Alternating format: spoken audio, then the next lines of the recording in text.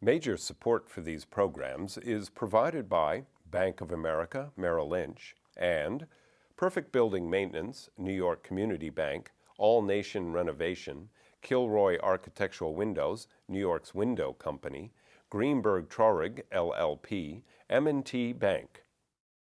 Additional support is provided by AVR Realty Company, LLC, Ackman Ziff Real Estate Group, LLC, Bingham McCutcheon, LLP, Briarwood Organization, Capital One Bank, C.B. Richard Ellis, James Orphanides, Centurion Holdings, Cushman & Wakefield, Dimes Savings Bank of Williamsburg, Douglaston Development, DDG Partners, Eastern Consolidated, Hal Fettner, Durst Fettner Residential, Friedman, LLP, Accountants and Advisors, Gemini Real Estate Advisors, LLC, Genova, Burns and Gian Tomasi, Grubb and Ellis, Investors Savings Bank, Jack Jaffa and Associates Real Estate Consultants, James D. Kuhn Real Estate Institute at Syracuse University, Madison Realty Capital, Massey Knackle Realty Services, Meridian Capital Group, Margolin Weiner and Evans, LLP, Certified Public Accountants and Business Advisors, Newmark Knight Frank, RAL Development Services, The Spandrel Group, LLC, Siami Development, SJP Properties, Site Comply, Sterling and Sterling, Stephen Napolitano, The Wickoff Group, Urban American.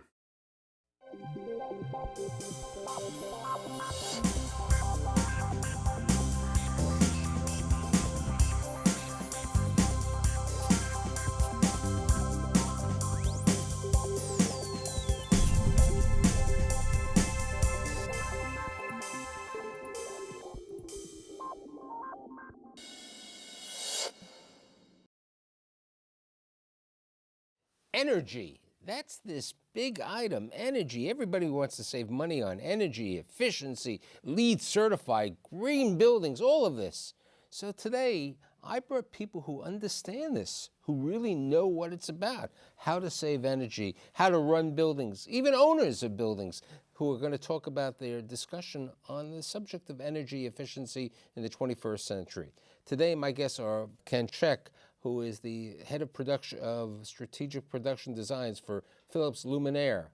Paul Rohde, who is the project executive at Johnson & Controls. Hank Celestino, the executive vice president at L&L Holdings. And last but not least, my executive producer for today's event, my good friend Charles Crobart, the president and CEO of Kilroy Architectural Windows, New York's Window Company.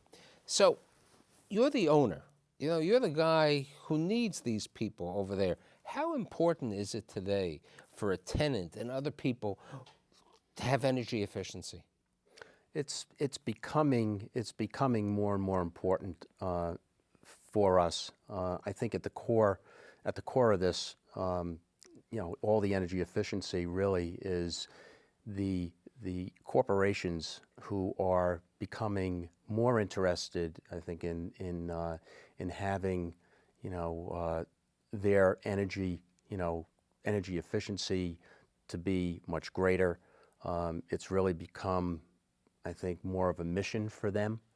The long-term sustainability of where they're going to be operating their business is going to make them, or it's going to start to become more competitive as a business practice. Now, Paul, you just, and you're still not even finished with the entire project. I mean, one of the major energy efficiency and changing and retrofit of a building is the Empire State Building. So tell us what Johnson Control did there. And, we were talking prior to the show about the costs involved and how many years it takes the people back to make over the cost changes. What happened? Right. Well, at the Empire State Building, the mission was quite simple: to go to the building and help reduce the energy consumption by double digits from a percentage standpoint. So we sought out to get 30% energy reduction, which is very, very hard to do. In fact, it can only be done if you do something to the envelope of the building, make the building. Well, we have a I think we have an 80-year-old building. Right. You know, we're not knocking it down. King Kong tried. You're And then right. the plane plane went tried. into it. But we're not knocking it down. So how do we do this? Well, we do it the old-fashioned way. We insulate the building. We make the building more efficient from the perspective of how we cool it down. We make it more efficient to heat up. We make it more efficient to light and to ventilate. And we make everyone in the building aware of how much energy they're using, and we help them understand what they can do to use it better. So now the big question is, what's this cost? How much did it cost to fix this, to do this, to make this more energy efficient? Well, the technically correct answer is that the incremental cost of that project was $13 million, and the payback on that $13 million was 3.3 years. So that was not a lot of payback to garner the $4.4 million a year in savings that the building will get. So now let's look at it this way. If L&L, who owns a great number of buildings and one of the best landlords in the city of New York, had a building of that age, which you don't have that old, but you have 195 Broadway. Mm-hmm. And if 195 Broadway, which is this iconic building in downtown, needed some energy efficiency, it might take them maybe 3 years, 3.3 years, or even less, because things are coming down with efficiency to do the work. Yes, and I will also say, though, our industry is looking very closely at financing, because it would be easier for landlords to do the work if there was no capital outlay, and if it was a cash positive deal every year of involvement. So there are ways to bring. So that I was going to get to Charles, but Okay. now I'm going to really get not to Charles, because you talk about cost efficiency and project costs and financing. I'm going to talk to Phillips. Now, Phillips is a huge company. I mean, there's so many divisions of Phillips, but Phillips Luminaires is the lighting division. Does Phillips provide financing? We do. We have an energy services arm where we go in and we audit buildings, we recommend products, we take it through installation, and we'll also do the financing, but not too many takers so far on the Why financing is side. it the expense price? I mean, do you think it's that? I mean, if I was looking, I don't want to talk for Hank and his partners, it depends, in certain aspects. I'd rather take money from you as opposed to the mortgage, because I want to keep my mortgage down, and you're not going to take a lien on my building, so it might be more efficient to do that. Well, actually, so, the non-recourse financing is hard to come by. I mean, the city went through the PACE type program launch, which never happened a year ago. But the fact of the matter is, most of the financing that's out there now is recourse financing, so the mortgage would be impacted. So that's what's held back the uptake on the financing programs. Charles, you put the windows in. You've done Yeah. you've done more windows in the city of New York than most people. I mean, the Empire State Building, a little thing called the Statue of Liberty. We were talking before about One Hanson, the Flatiron Building. What did you do over here? You put the windows in years ago. Now you did another retrofit? It's an amazing story. Well, it really is an amazing Yeah. story. I believe this has never been done before, what was done over Right. there. The windows that were installed in 1991 were efficient windows. They were thermally broken Traco, heavy commercial product with insulated glass. But the glass was not coated with a low-E coating. And What is this coating? a low-E coating basically is a Remember, in the Inside Baseball, talk to the Okay. humanoids. Low-E coating is a virtually invisible coating that reflects big wave heat, like radiant heat. So if you have a coating on the inside of your glass, your furnace heat that's being generated in the building, instead of it dissipating through the window, gets reflected back into the building, therefore making the building more efficient. If you were down south, you'd put the coating on another side So and keep what the you sunlight do? So out. it was 1991, 20 Well, years later. What The bottom line was the design of the project was to put a more efficient glass into the envelope of the building. And Mr. Malkin had a choice. He could have bought new glass, and he wanted to use a product called Heat Mirror, which is a suspended coated film. And in simple terms, it's triple glazing. It's two lights of glass, but in between those two lights is a film of polyester invisible, with a low E coating, and it creates 2 air chambers within the glass. So it's locking the air and saving efficiency. It does 2 things. It makes it much more efficient thermally, and it also improves the sound transmission enormously. It's a byproduct of it. But the decision was made, instead of buying new glass and putting the new glass into the existing windows, they wanted to sustain and use the original glass. And this is what was never done before. So virtually, as we did the refurbishment of 6,300 windows, they established a glass fabricating facility on the 5th floor, 5,000 square feet, where as we took the glass out of the window, we gave it to the fabricators, who basically cut the glass apart, cleaned it, which is very tough with 20-year-old glass that's been exposed to the elements, washed it, then used the identical glass and refabricated it into a suspended coated film IG unit. And then you reinstalled it. And then they gave it back to us, and we used that when we refurbished and reglazed the windows with new glazing gaskets, and we put all new parts in the window, and we brought the windows back to original factory standard. So it was a refurbishment project with new gaskets, and all of a sudden, this existing glass went from a U value of approximately 5.5. R value. The U value would have been 0.55 to like a 0.20 or 0.25. So it made the glass about 130% more efficient.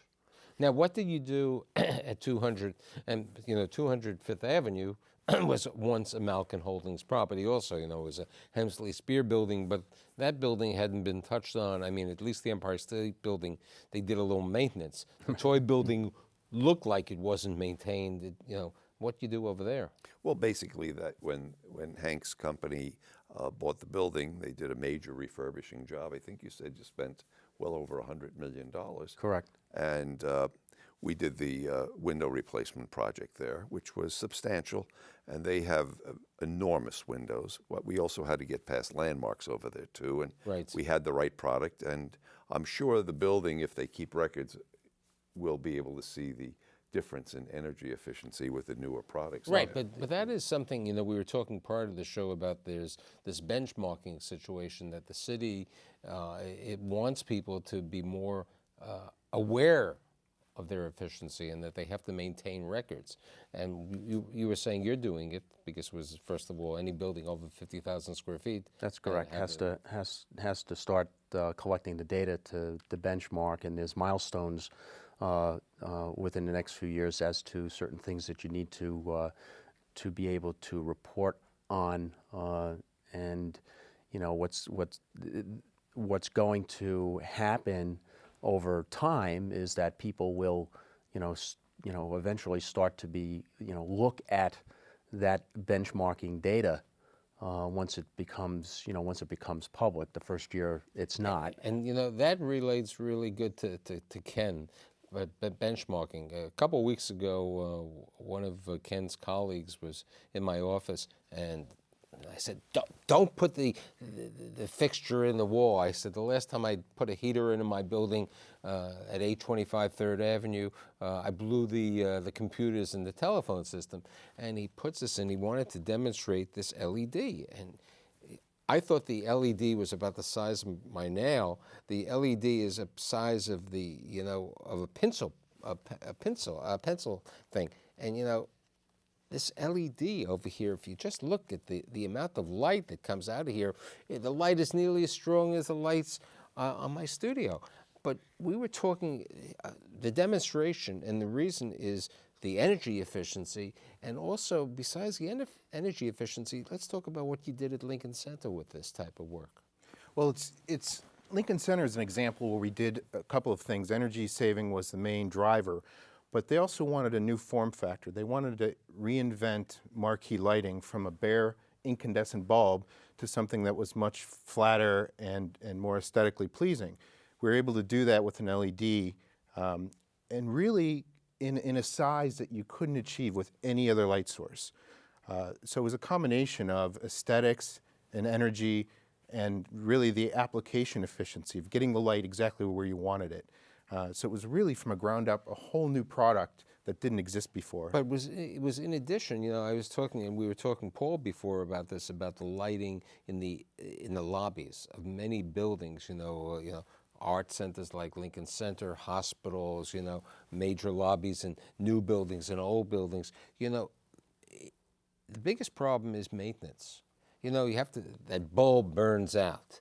And in the middle of this beautiful lobby, you know, you have this eyesore right over here. Now, what is the length of life that this won't burn out? Well, the first thing about LEDs that's different is they don't fail catastrophically. They don't burn out like other light sources.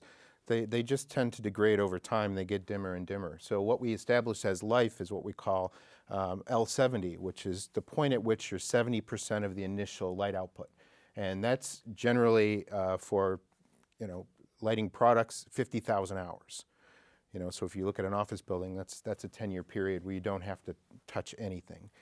I mean, but if you look at it, this taking with what Paul and Hank and everything, 10 years of efficiency. I mean, look, there's labor costs. We have, you know, every office building in New York is unionized labor, and if you have to have the labor working overtime, it's going to be pushed, accrued to everyone else. So the cost savings over there. And I mean, let's talk about the other energy efficiency in the Empire State Building and some of the other projects.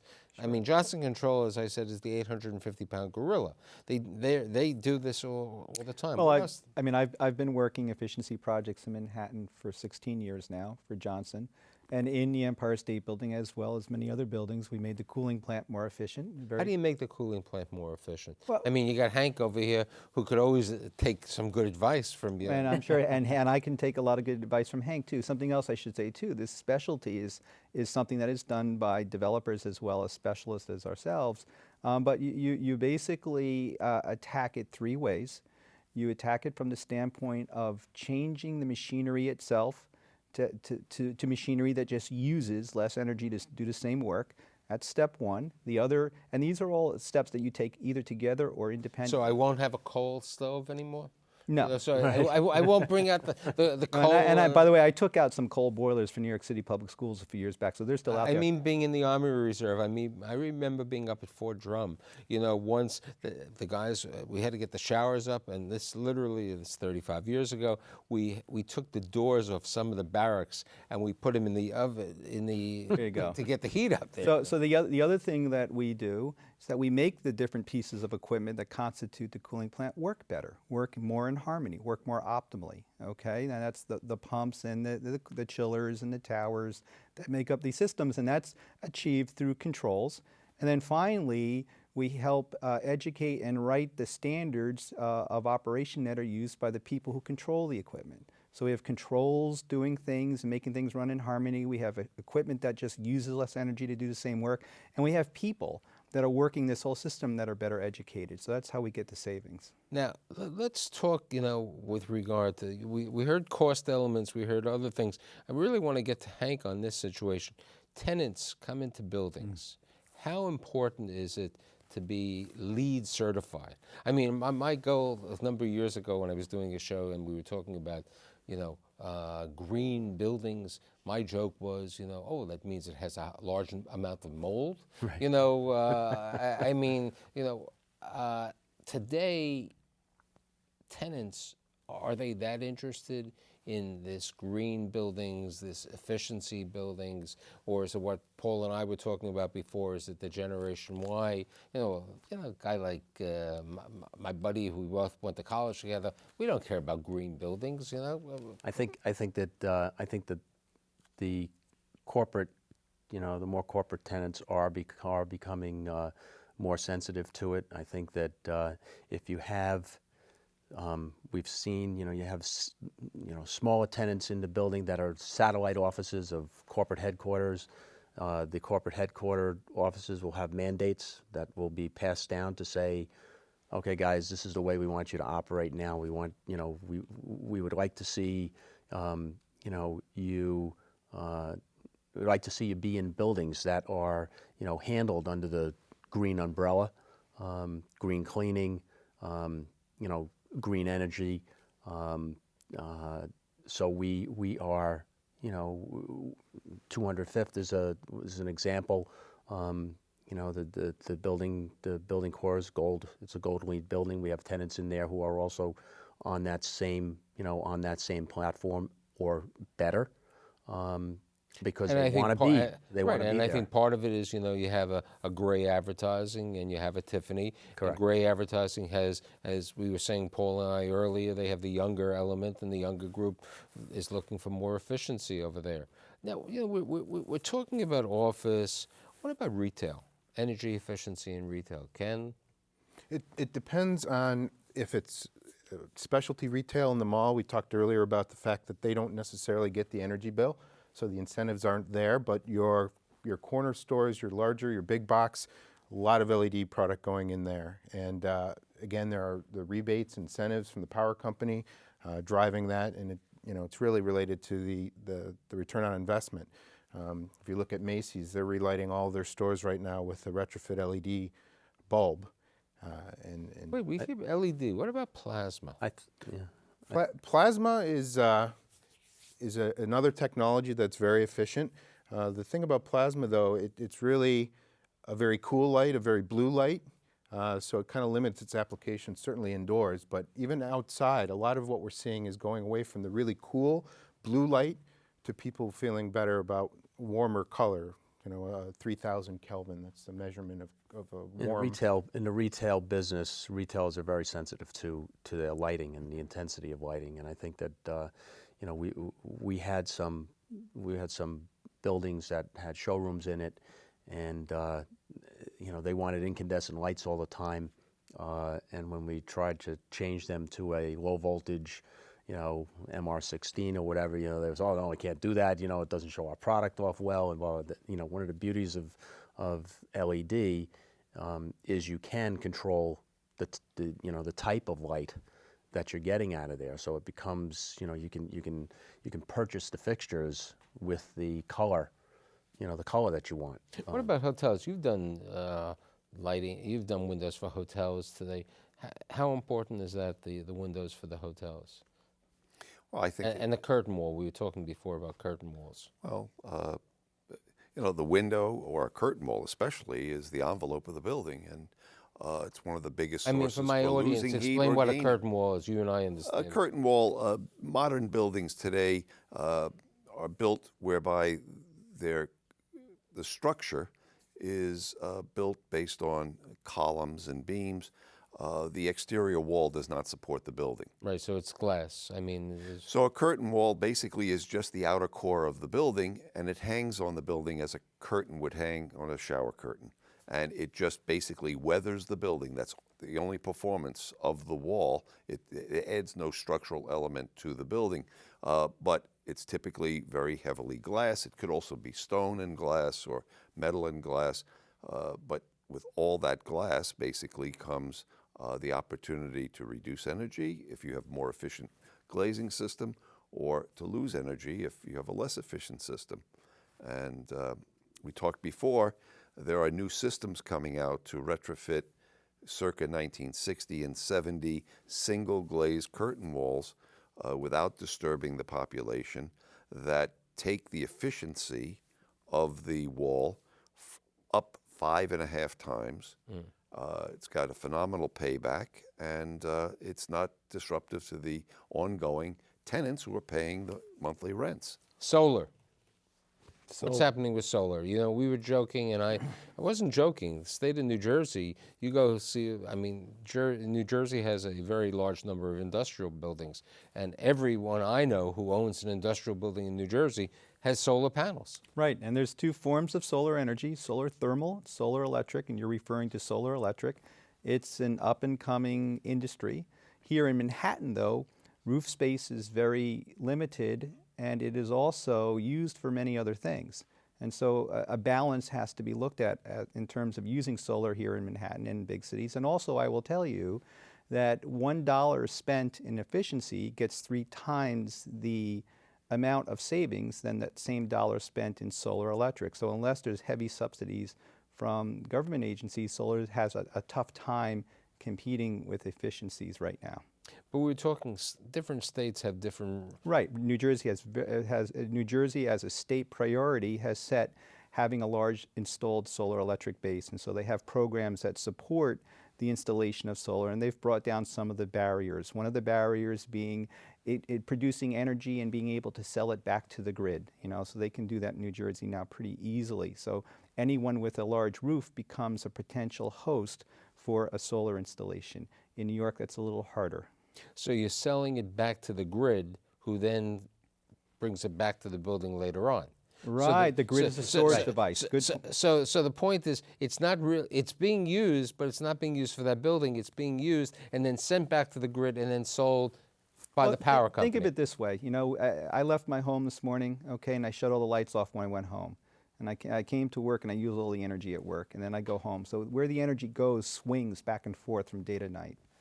Okay, and so you make solar. If I had solar panels in my home, which in New Jersey that program is pushing it in the residential sector, all these homes with their lights off, well, that solar energy is going back in the grid to support the businesses. I mean, a lot of it's driven by not just saving energy, but not needing to build new power plants as the demand for electricity increases. Right. I mean, especially you talk about power plants. After the tragedy in Japan, right, and they talk about Indian Point and nuclear power plants.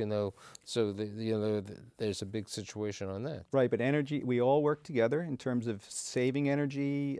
We call this demand side savings versus supply side savings, which is generating energy. I would say that the number one priority, though, is to reduce our need for imported oil, more so than building new power plants. I think building new power plants, it's really not the case where we replace power plant production with solar energy.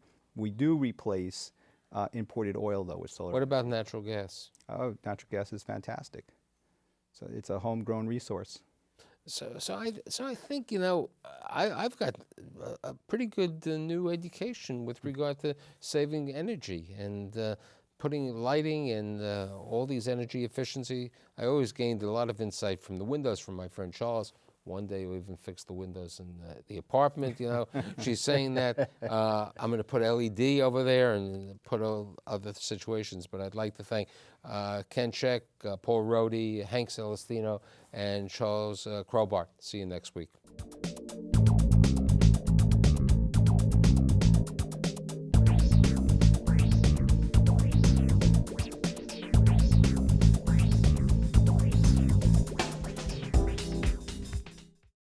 Major support for these programs is provided by Bank of America, Merrill Lynch, and Perfect Building Maintenance, New York Community Bank, All Nation Renovation, Kilroy Architectural Windows, New York's Window Company, Greenberg Traurig, LLP, M&T Bank. Additional support is provided by AVR Realty Company, LLC, Ackman Ziff Real Estate Group, LLC, Bingham McCutcheon, LLP, Briarwood Organization, Capital One Bank, C.B. Richard Ellis, James Orphanides, Centurion Holdings, Cushman & Wakefield, Dimes Savings Bank of Williamsburg, Douglaston Development, DDG Partners, Eastern Consolidated, Hal Fettner, Durst Fettner Residential, Friedman, LLP, Accountants and Advisors, Gemini Real Estate Advisors, LLC, Genova, Burns and Giantomasi, Grubb and Ellis, Investors Savings Bank, Jack Jaffa and Associates Real Estate Consultants, James D. Kuhn Real Estate Institute at Syracuse University, Madison Realty Capital, Massey Knackle Realty Services, Meridian Capital Group, Margolin Weiner and Evans, LLP, Certified Public Accountants and Business Advisors, Newmark Knight Frank, RAL Development Services, The Spandrel Group, LLC, Siami Development, SJP Properties, Site Comply, Sterling & Sterling, Stephen Napolitano, The Wickoff Group, Urban American.